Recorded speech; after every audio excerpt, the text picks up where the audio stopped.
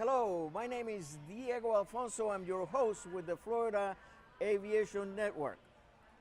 We are broadcasting live and in the clear from the aerospace section in the Florida Museum, marking our 41st annual Sun and Fun Fly-In and Exposition.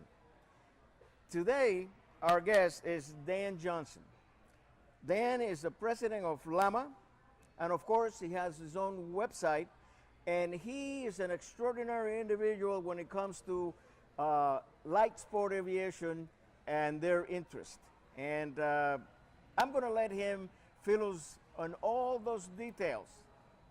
Help me welcome Dan. Dan, welcome to the program. Thank you, Diego. It's a pleasure to be with you again. Same here.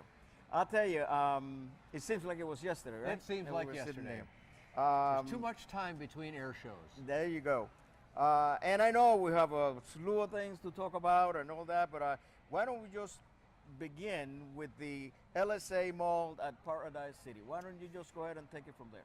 Sure. Paradise City is an interesting place just down the main road here from the Air Museum where we're at now. And that has been called in the past the ultralight area, the light plane area. And over the years, it acquired the name Paradise City because it's kind of a fun, charming place. So they decided, let's just call it Paradise City. Exactly. And located within Paradise City, in fact, right in the center of it is a thing called the LSA Mall, which is kind of a takeoff on the auto mall concept, where a whole bunch of different cars are collected in one spot. Makes it very easy for the air show visitor in this case, or the car shopper in that case, to come and look at a whole bunch of them, in this case, all wingtip to wingtip. And they're all willing to do that because they know that that airplane may not be the right one, but this one may be. Why not show them all together, show the best foot, put their best foot forward, and you can see them all down there. Exactly. And you can see them fly, and you can probably get a demo flight in them. And it's right down the runway there, just a little bit, and you can go aloft in these airplanes. So that's kind of special. Out here on the main runway, it's a little more difficult because there's so much going on. To go take a demo flight is possible, but it's a lot more challenging than there in Paradise City. Now, why don't you tell us a little bit about light sport? You know, this is something that it's in the. I mean, that's the thing of right now and the thing of the future. Why don't you go ahead and elaborate a little bit on that? Well, we got a couple of interesting benchmarks there, Diego. Right now, in fact, just a few days before now, exactly 10 years ago, on April 5th, 2005, the very first light sport aircraft was given its approval here at Sun and Fun. So we've had 10 years of history.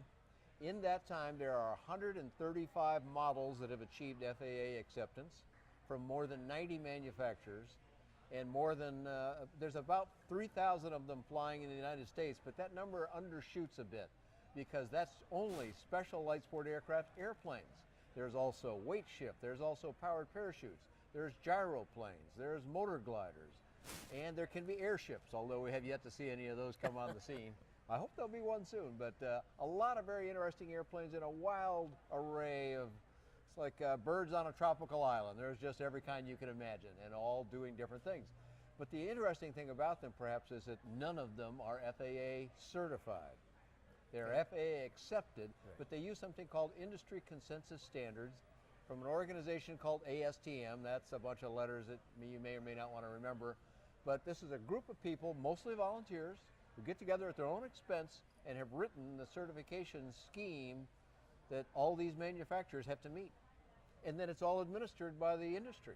I see. And FAA just says, yep, we like that. Keep doing it. Okay. And in fact, now 10 years, we're just looking at the first comprehensive accident report that will come out from FAA.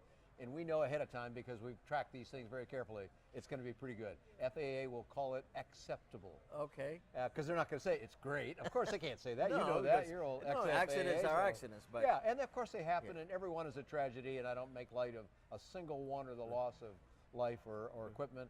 But the record is actually quite good, and we have a lot to be proud of as an industry. Exactly. I think that light sport, it's here to stay.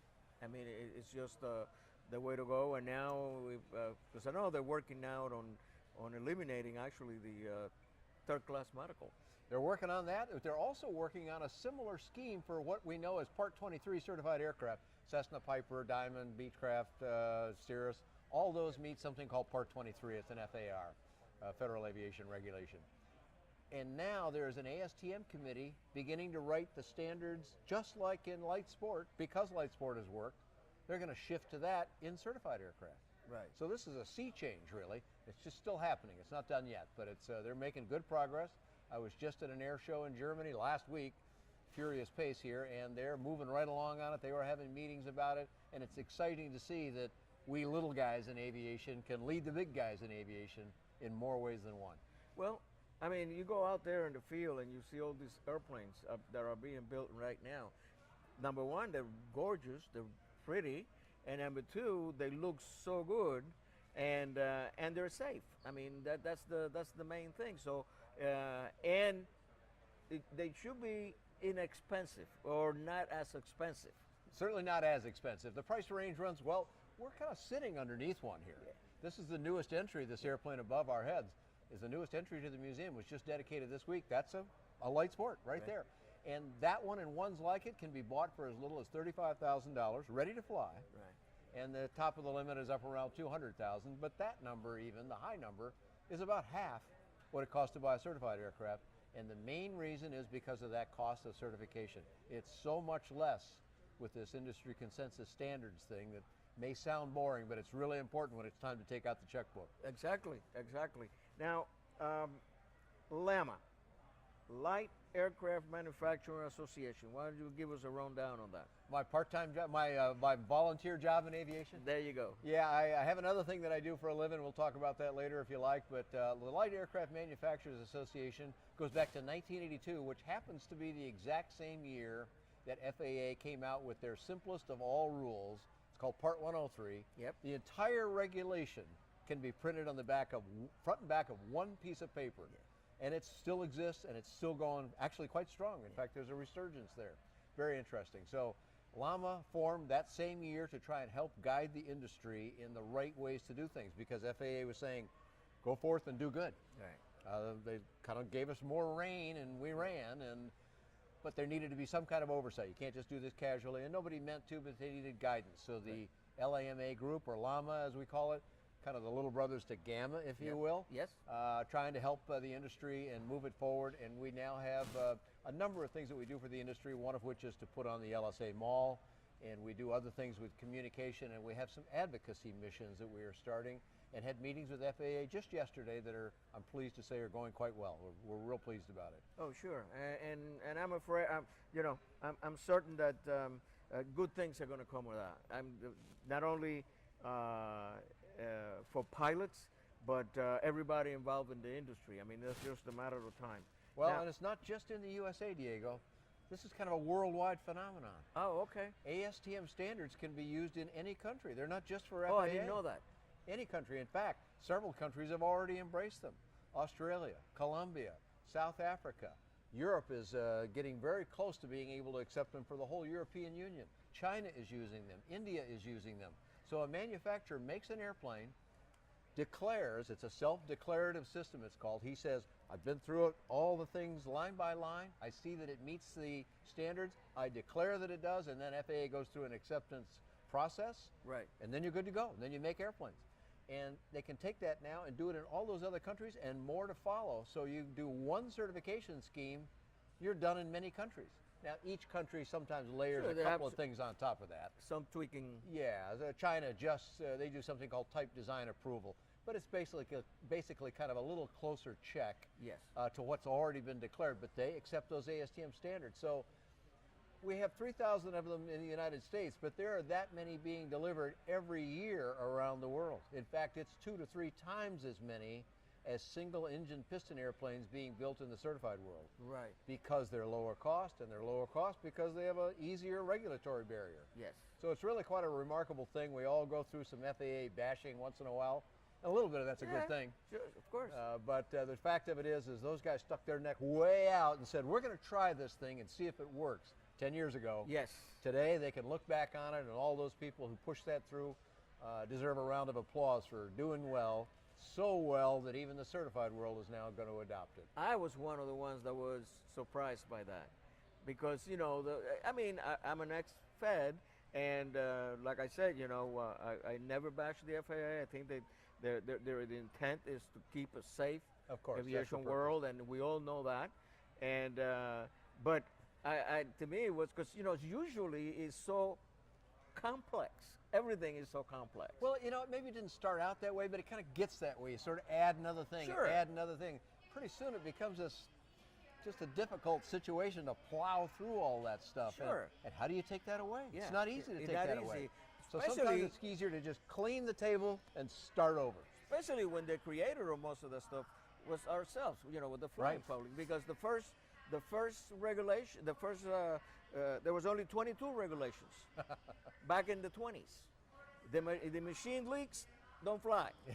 But then a lot of things, we are experts at looking ways to get in trouble. I mean, that's human nature.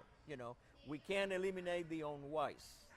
If you know what I'm Yes, saying. absolutely right. And a good example of that, we went on a cruise, my wife and I, about 2 weeks ago. We went to Europe, and first day in the boat, we go in the cabin, and we went out. We come back at night. I'm laying in bed. I'm looking in the ceiling, and I see the sprinkler.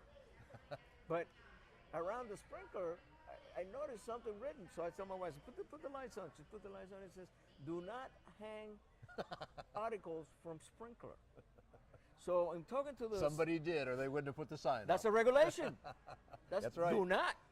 Do not. So it's the same thing, and it's an element that I don't think we're going to be able to eliminate. But the FAA is doing a great job of trying to. I think the only thing an FAA inspector doesn't want to hear is when he goes to work in the morning is we had another crash. last Yeah, night." nobody wants to hear that. We just talked at the ASTM committee about even this industry consensus thing can grow too much. Right. So we had an entire session about how to take what we just created in the last 10 years and start slimming it down. And you're right, that's very hard work. How do you take away something you thought was important, you thought contributed to safety? How do you take that away? Right. And what do you put in place of it? Or do you just go without? And that's a difficult decision, but it's a worthy thing to do to try and cut it down, keep it to the minimum, because minimum means more airplanes. Dan, I know we're going to talk for 2 hours, but we have to say goodbye. Thank you so much for being with us. And thank you, your host, Diego Alfonso, with the Florida Aviation Network. We'll see you in a little while.